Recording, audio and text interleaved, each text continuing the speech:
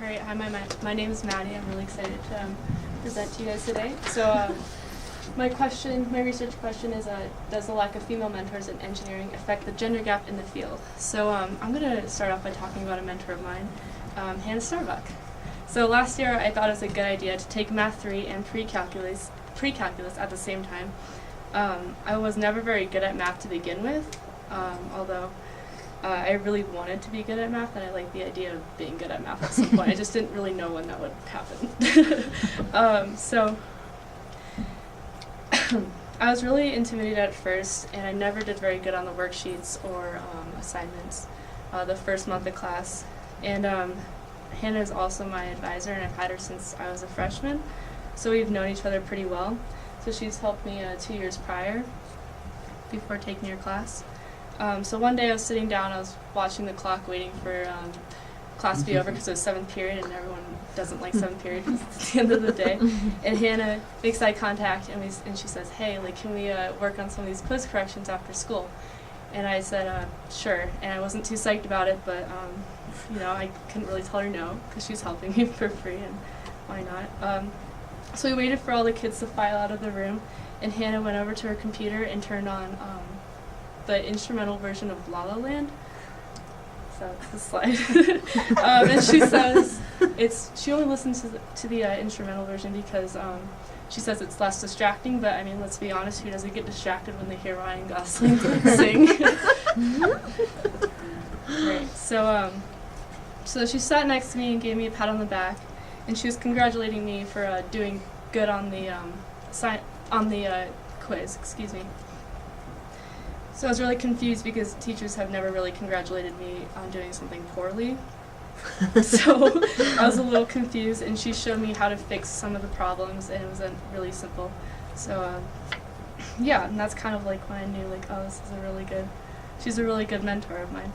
So of course this class wasn't perfect, but I felt like I could approach Hannah for any issues I had, whether that was one question on a test or a whole unit that I missed. Or like a whole math concept that I didn't really understand quite well. I felt like I was walking away with a better understanding of math concepts, and I really, really liked math now. I was fortunate enough to have a mentor like Hannah because I've never really had one like her before. And we didn't just talk about math, we talked about boy drama, college stuff. The first person I'd really talk to if I had a midlife crisis, but I guess it would be considered a beginning life crisis because I'm only 18. So she explained to me before how she wanted to be a high school English teacher. I know, crazy. Hannah teaching English. So her math professor, who was also her advisor at the fort, inspired her to be a math teacher. She got her really hooked on math, and she graduated with a degree in mathematics. Confirming that. So she really wanted to be a math teacher and teach other students how to enjoy math like she did. So mentors are essential for success. They provide support and are a good source of wisdom and teaching. And they're especially good if you are in a situation where you feel uncomfortable, or if you feel uncomfortable like I did with my math class. Mentors are necessary for female engineers to be successful in an underrepresented field. Only 11% of working engineers are currently female, and that statistic has been true for nearly 20 years. So they're pretty much underrepresented at every level.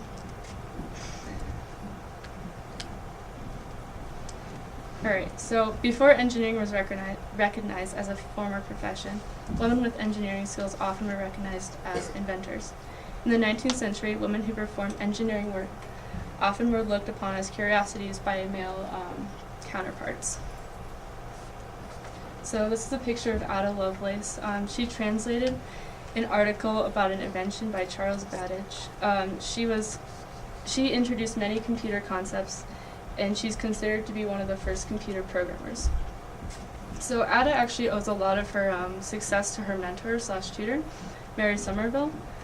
She was a Scottish mathematician.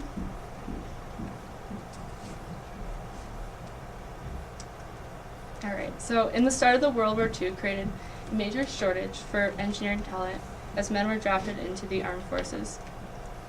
The General Electric Corporation offered on-the-job training for women with degrees in mathematics and physics. So they partnered with, going down in order, Cornell, Penn State, Purdue, the University of Minnesota, the University of Texas, and Iowa State. So this was sort of like the big break in like trying, like when people actually wanted females to be engineers. So that was pretty cool, and this was in the 1950s. So, let's see. So women who did end up working in this profession faced unique challenges from being denied positions because they were afraid that they would become pregnant, or they didn't trust them because a woman never performed these tasks before. And during this time, less than 5% of engineering bachelor degrees were handed to women, and the other schools, excluding the ones that I showed before, they were sometimes prohibited from taking certain classes and being in certain programs, and to some level they were not allowed to be at some universities. And then if they were allowed to take classes and be in programs, there wasn't very many female restrooms in the buildings, which you might not think of bathrooms being an issue, but it was an inconvenience.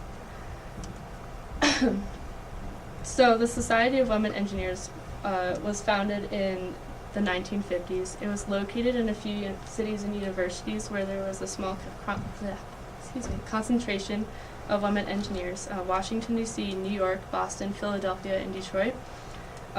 So although it was a good start, the organization, like the women who started the organization, they were psyched that they had an organization, they were psyched they had an organization, but they wanted to make sure it was available for all female engineers across the nation, which it wasn't, because it was only in a few cities and universities. So that was kind of their goal. Although now there's almost, like the fort has, like right now the fort has a Society of Women Engineers program, or not program, but what's it called, an organization located at the fort. So now it's almost in like every single school. Alright, so I'm going to talk about early segregation, which is sort of the core, it's one of the core issues of like why there's not that many females going to school for engineering and wanting to be in engineering. Alright, so from early age childhood, we have been socialized to act a certain way and have certain interests based on who we are. So I don't know if you guys ever noticed, but there's this thing called the pink aisle. I'm sure everyone's been to Walmart, but it's like everything on the shelves are covered with dolls, and everything's pink and purple. So young girls are advertised dolls, and a lot of these toys that they also advertise to them they lack cognitive toys that are based on building and putting things together. And this kind of reinforces traditional roles rather than expanding them, which is necessary for getting more women to be in STEM. So here are some examples of toys. Whereas for the toys that are advertised to boys are, they're mostly, you have to put them together, you have to build them. So these aren't really advertised to girls as much as they are to boys. So with that being said, I'll keep the slide up. But with that being said, some companies decided that they wanted to change this, so they ended up making a program, computer engineer Barbie, and they had a book that came along with this. I don't know if you guys you probably already read the captions, but so Barbie was trying to program something, and she wasn't able to do it on her own, so she had to go ask Brian and Steve, I think. Yeah. She had to ask her male friends to help her program this, and this is kind of like reinforcing the idea that women are not independent and they cannot do this on their own. They have to have help from males. So, yeah, way to go. with that. So throughout my research, I came across this woman named Debbie Sterling. She did a TEDx talk, actually. She graduated from Stanford, and she got a degree in mechanical engineering. So she decided that she wanted to make an interactive toy for girls that sort of incorporated this like engineering concept that they needed to sort of what's it called? To sort of get a feel for like. Sorry, they needed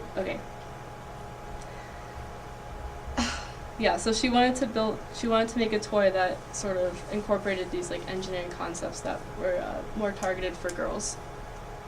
So she tried to gain support at the New York Toy Fair, and her idea got shut down because a lot of the people said that girls are only going to be interested in playing with toys or dolls and princesses. So Debbie decided to take matters into her own hand, and she put her toy on Kickstarter, and she got over 1 million pre-orders in under a month. So, and now the toy was awarded the world's most innovative company by Fast Company in 2014, and multiple Toy of the Year nominations and victories. So pretty impressive.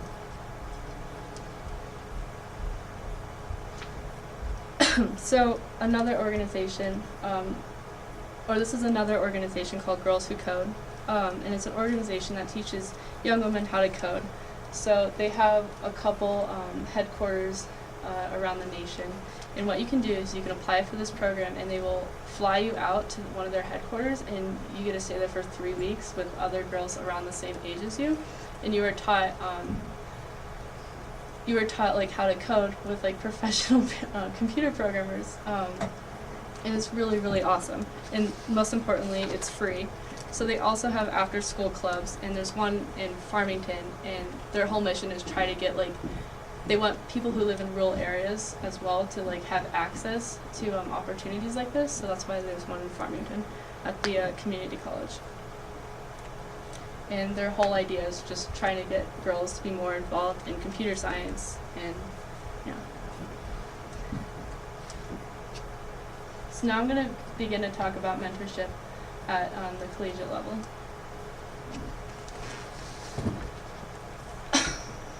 Alright, so in a year-long study, a professor at Harvard University was able to show that female undergraduates were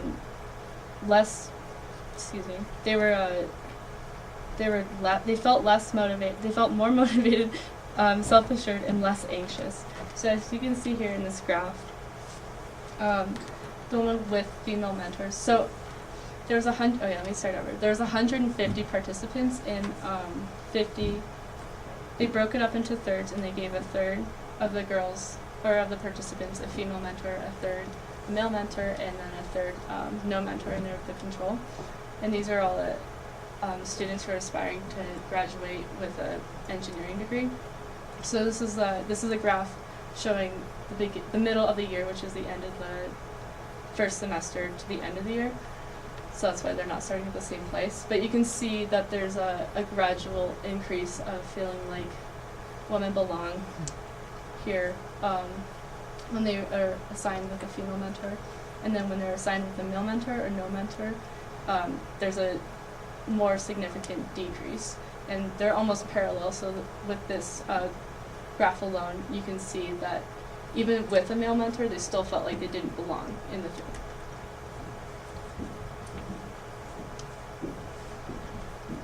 So this is the same. So this is the end of the first semester, and then the end of the year, the second semester. So both mentors were important in this for the participants. Although having a female mentor, there was a slightly less increase of thought of switching majors. Whereas the control, it was significantly more compared to the male mentor and the female mentor.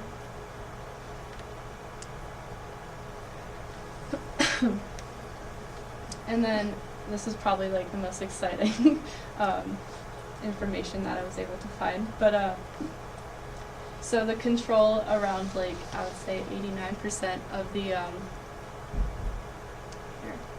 of the participants who did not have a mentor, they felt they stayed in their current, they didn't switch majors, they didn't switch out of their engineering major.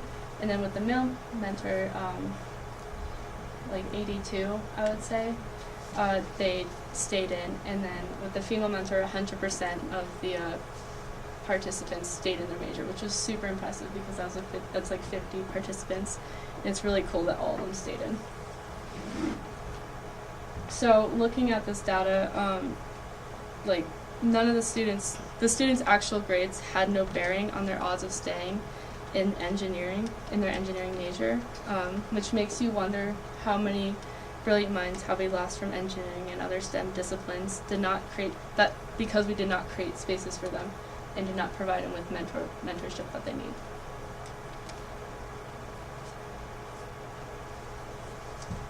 All right, so when women enter the workforce, most of their coworkers are male, as you were probably able to get from my presentation. So it's harder for them to find female mentors because it's pretty slim pickings within that organization or company.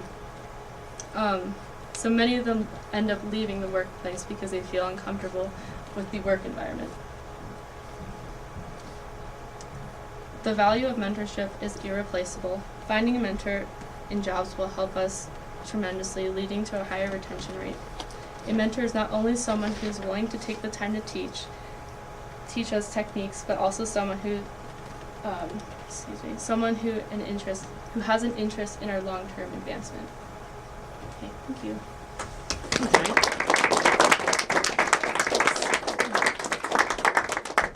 All right, so we're going to move into questions. Audience members who have not been here yet, feel free to raise your hands. Ask her any questions that you have. Same for you guys, panelists. And Maddie, you can call on whoever you would like to. Okay. Laura, you can go back to the first slide too. Yeah, I'm going to go back to the first slide at You got it. request. Yeah. Morgan. So obviously you've demonstrated to us that female mentors are very crucial for rising female engineers and women in other STEM fields. But since there currently is just an overall lack, have you found any research on maybe training or other methods that could allow male mentors to provide a similar level of help to still encourage women to join into STEM fields? I don't know. That's a good question. I don't think there is any research done on that, and I do think it's important to have like mentorship within a company, but it's just like the difference between like having a mentor that you can relate to versus like someone you can't, like makes a difference. And even if that was the case, if you had a male mentor, like I think I would rather have any mentor than none.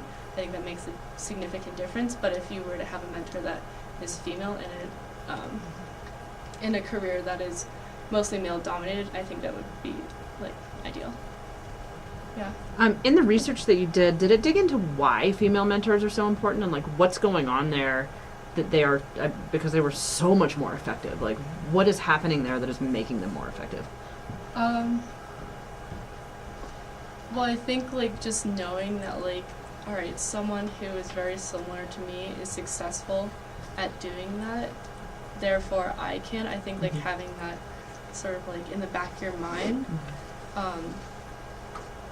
that's kind of what I found throughout my research. And like, I don't know, like I think like in order to get to that position, like I think they had to struggle a little bit and they kind of understand like what to do, or like what the mentee is feeling. So yeah, I think like having that background information of what it feels like to struggle, and then like being able to be like, okay, this is what I did to get over this, and that's how I'm going to do that with you. I think that's what makes the difference between male and female. Did they find differences in like the content of the conversations between those mentors, or I didn't go into that okay. with my research. Conversation. I'm going to guess you don't have an answer for this one, but I'll ask it anyway. Do you have a sense for how mentoring works outside of engineering? Did you look at other models, like are women generally more effective mentors in other fields or not? And also, do men in engineering stick around better with male mentors than with female mentors? Do you have any data on those kind of questions? Well, I do know that with STEM, women are generally underrepresented. So it's very similar with engineering, like having a female mentor in a field that is underrepresented that is underrepresented by your gender. I know it's the same idea, but I'm not sure with other things that don't have anything, other careers that are not STEM related. Courtney.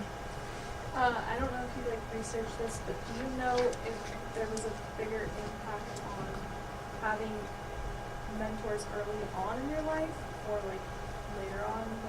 Were there differences, or was it just having that mentor? Well, so I know with Girls Who Code, that whole organization, so their whole motto is so the women that teach are professional computer programmers and engineers. They know what they're doing, and they want to build that mentorship with the students. So having that mentorship early on, and when they're 10 years later, when they graduate from a school and they're hey, I need help, this work is not working out, what did you do? I think it does make a difference, because you can go back to that person that you met early on and talk to them. And plus you've known them longer, so if you do stay in contact with that mentor. Maddie? Yeah. I'm Ted. I'm Okay. an animus parent. That's why I'm Nice to here. meet you. And I'm here to see your presentation. I'm an engineer in town, Uh-huh. and I just want to say I have a great female engineering intern from Fort Lewis right now. It's fantastic. And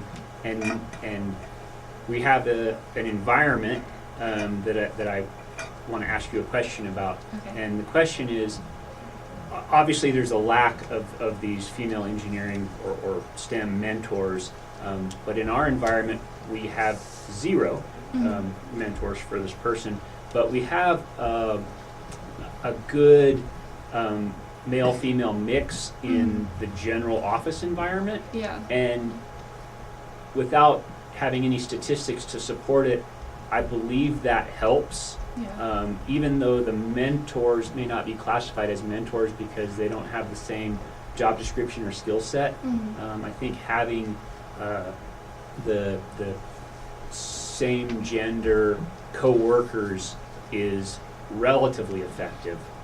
And so I guess my question would be, do you think that's a way to partially solve this problem? It might be very difficult to solve the problem because you're bootstrapping. We don't have that many mentors, and we don't have that many females going into the field. That's a really hard thing to fix because you're trying to pull it up as you go. But if you can bring something easier to fix, which is mentors that may not be from that small subset, you may be able to have more impact on making females in the STEM occupations feel more comfortable, from whether that be in a collegiate environment or a occupational environment. Yeah. So it might be worth looking at. No, I've actually looked into that with my research, and it does show that women do feel more comfortable working with females. They feel less intimidated if it's they're working with a female alongside a couple other males versus just males. But I do think if you already have a company or business where it's mostly divided, or you do have a good number of females and males, then there isn't a need for the mentorship, because they kind of already have each other, or they can go to the person who's already been working there longer and be hey, I need help with this. I don't feel comfortable here or whatever, But I don't know if that answered your question. Yeah. Maybe one more. Yep. Or we said about One more? Anyone else?